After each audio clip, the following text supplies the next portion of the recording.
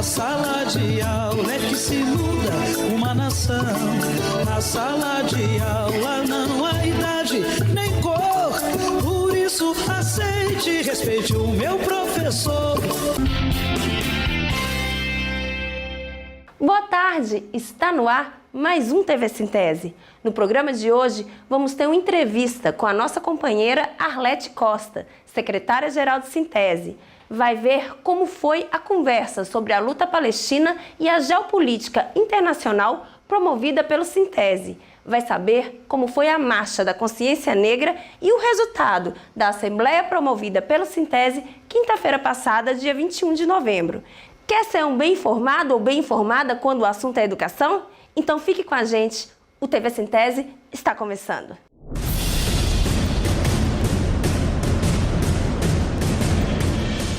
Sintese sediou roda de conversa sobre a luta palestina e geopolítica internacional.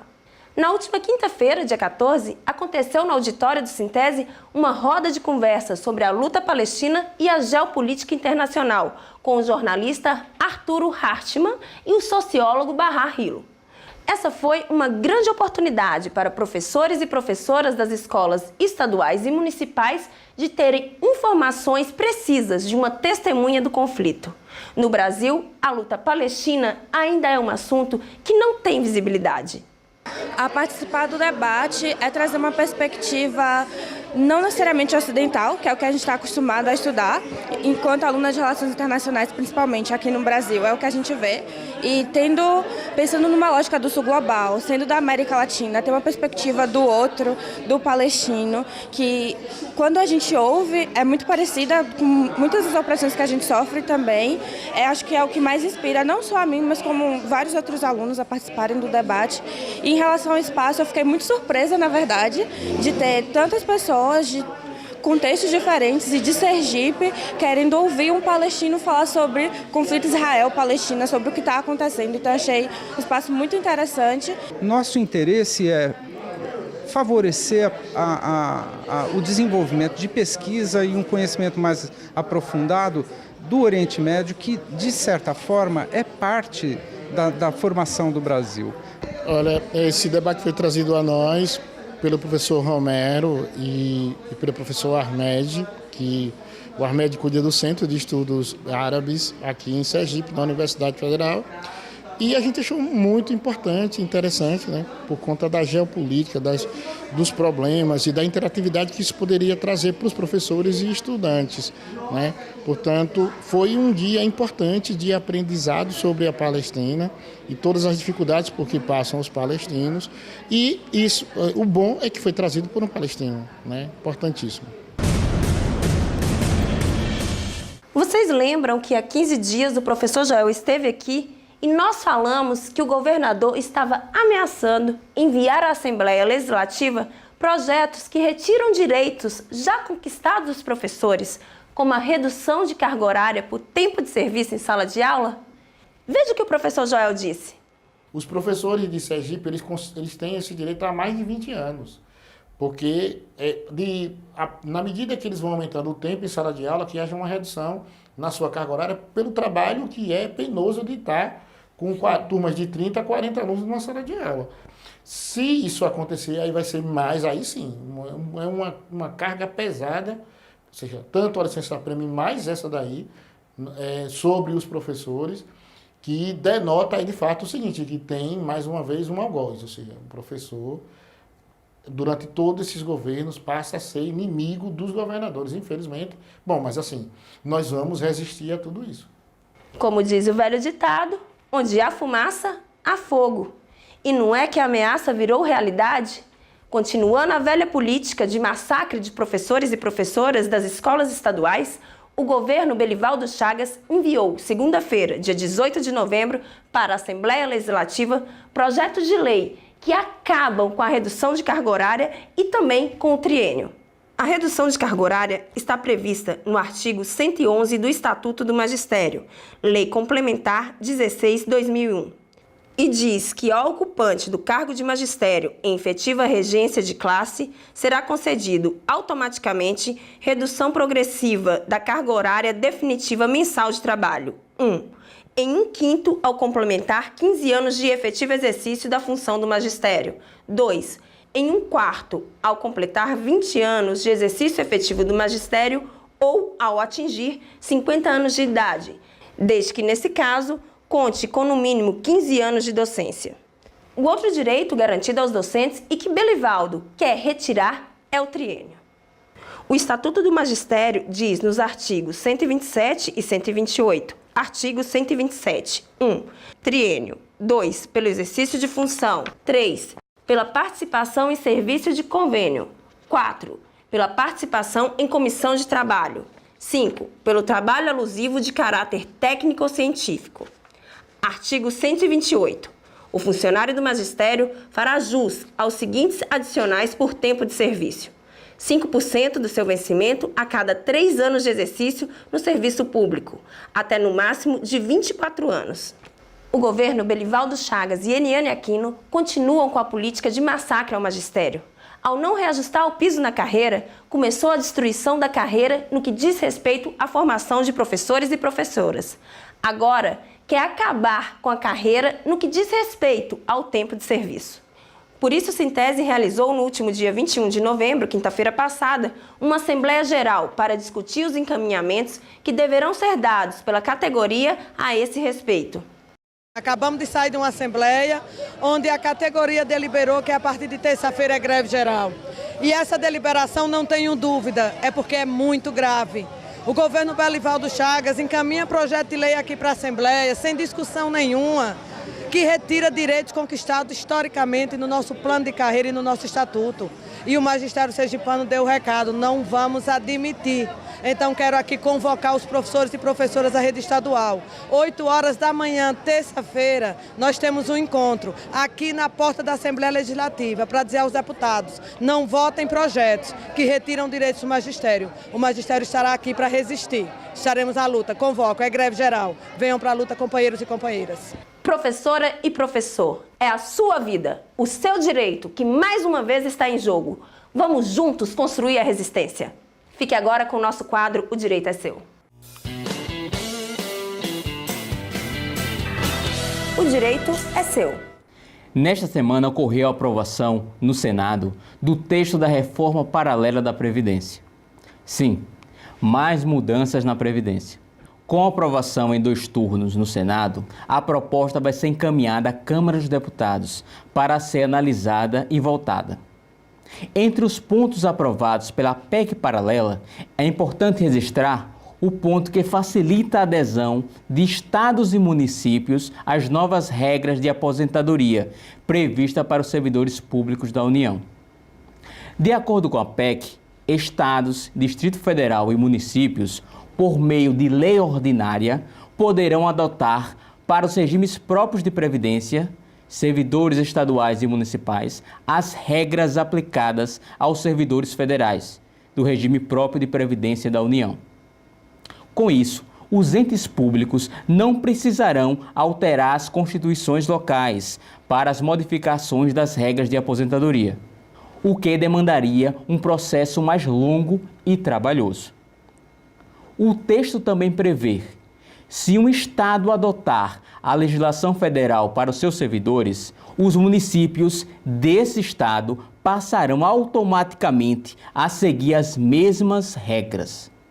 Por meio de lei ordinária, estados e municípios poderão revogar as alterações e sair do regime.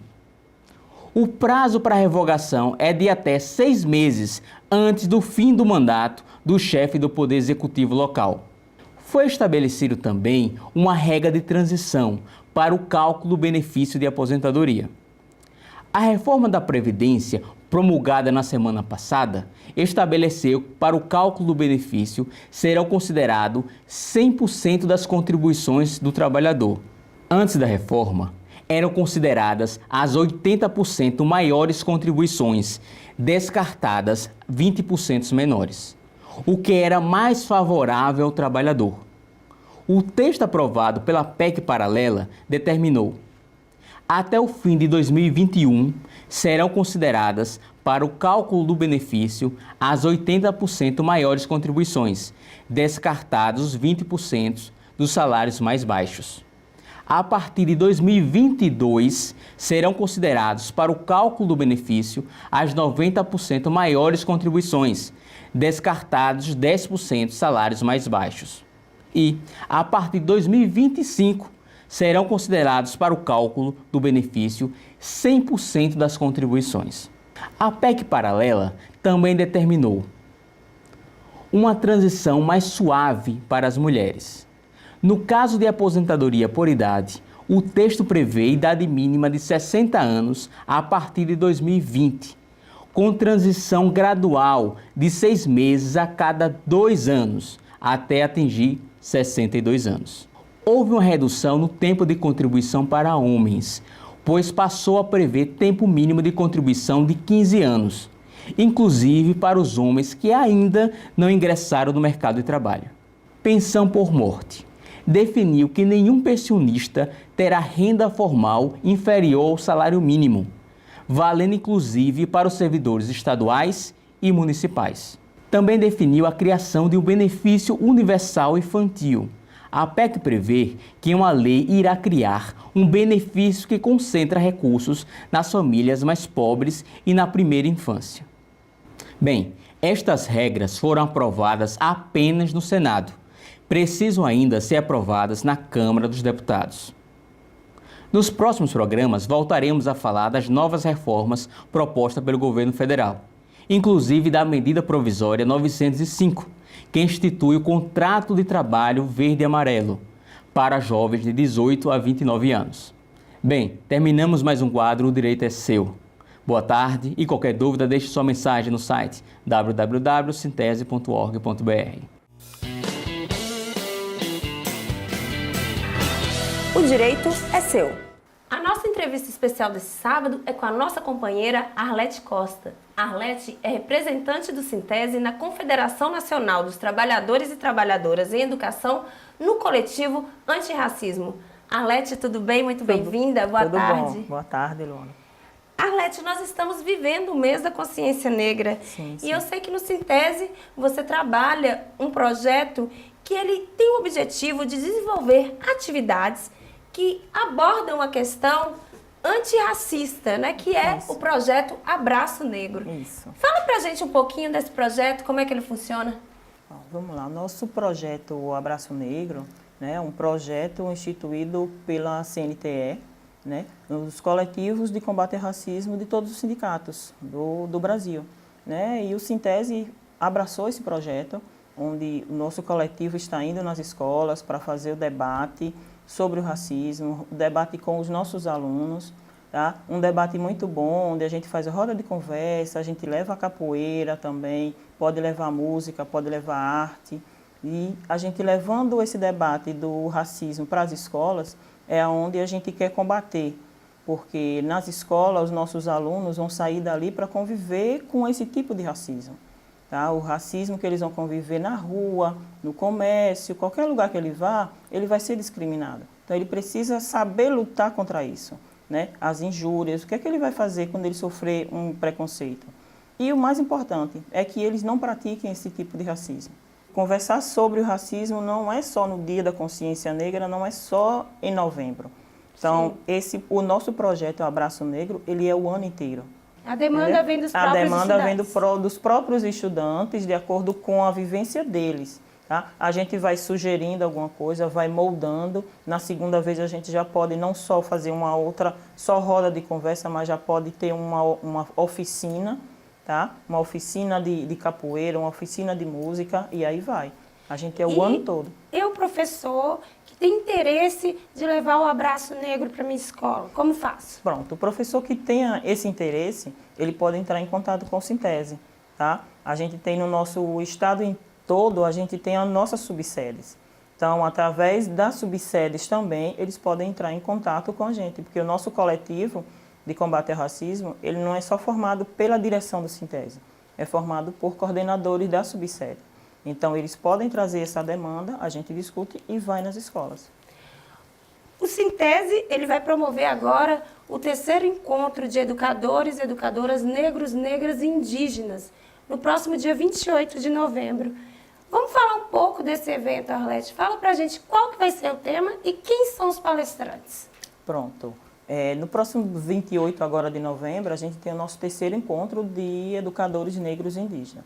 Terceiro, por quê? Porque a gente fez o primeiro o ano passado, no mês de novembro, né? Fizemos o segundo em abril, né? Que são os meses assim que a gente homenageia novembro os negros, em abril os índios, né? E agora a gente já está no terceiro, né? No terceiro encontro, onde vai ser no auditório do Presidente Vargas, né? No bairro Siqueira Campos, Isso, em Aracaju. no bairro Siqueira Campos, no dia 28, de 8 às 12 da manhã, né? Nosso tema vai ser a inferiorização de negros e indígenas, né? A partir do racismo estrutural, certo? Sim. Que é um tema que está muito em evidência, né? O racismo estrutural, que é aquele racismo onde a pessoa pratica o racismo simples achando que não é racismo, né? Achando que você falar que uma pessoa tem, fulano tem o cabelo duro, entendeu? Fulano é um negro de alma branca, entendeu? Então, determinadas coisas que você está falando, que você acha que não está praticando racismo, mas é racismo. Tá? Como se estivesse impregnado naquele dia a dia, no cotidiano, e parece que não é preconceito, mas é preconceito e que acha que é normal, acha que é normal. Eu só tirei uma brincadeira. É só brincadeira. É só uma brincadeira. Então, amanhã é dia de branco. Aí, quer dizer, só branco que trabalha? Sim. Não, todo mundo trabalha. Os negros trabalham, entendeu? Com certeza. E quem serão os palestrantes que vão abordar essa temática para a gente? Isso. Então, os nossos palestrantes, a gente tem um professor da Universidade Federal de Sergipe, né, que é o Petrônio Domingos. Ele vai participar do nosso encontro. É um professor doutor da universidade, um estudioso nesse assunto. Vai ser muito bom. E indígena vai ser o Aguinaldo Pataxó. É outro professor também, um professor indígena da Universidade da Bahia. Certo, Arlete. E para se inscrever, como é que faz? Bom, a gente tem no site, né? Pode se inscrever pelo site do Sintese, tá? Os professores que são filiados, não filiados também. E não precisa ser só professor. A gente é um tema tão em evidência que qualquer pessoa, os estudantes, tem muitos estudantes querendo participar e a gente está abrindo espaço para todo mundo. Lembra pra gente o local e o horário do encontro, por favor. Pronto. O terceiro encontro de educadores negros e indígenas, ele vai ser no dia 28, agora de novembro, na próxima semana, e vai ser no auditório do Presidente Vargas. Certo, das 8 às 12 da manhã. Então, vamos lá, vamos participar, pessoal. Debate importantíssimo. Arlete, então, para terminar nossa entrevista, eu gostaria que você contasse para a gente como é que foi a Marcha da Consciência Negra que aconteceu no último dia 20 de novembro. Bom, a Marcha da Consciência Negra, agora no dia 20 de novembro, né, foi uma marcha que foi idealizada pelo Fórum, né, Fórum Negro. E esse fórum participa várias entidades negras, entidades sindicais também, entendeu? E terreiros de Umbanda, de Candomblé, pessoal de religião de matriz africana.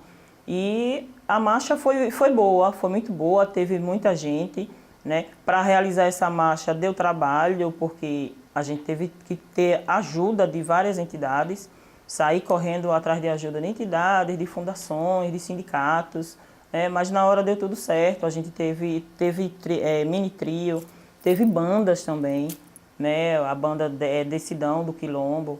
E a marcha serviu não foi uma festa, né? Foi uma marcha onde o pessoal pegou o microfone, soltou a voz mesmo, pedindo respeito para as pessoas, combatendo o racismo. E foi uma marcha interessante, foi boa e estava todo mundo animado. Arlete, muito obrigada pela sua presença aqui. Agradeço a você de casa também por mais um sábado com a gente. A você, boa tarde e boa sorte. Na sala de aula é que se muda uma nação. Na sala de aula não há idade nem cor. Por isso aceite e respeite o meu professor.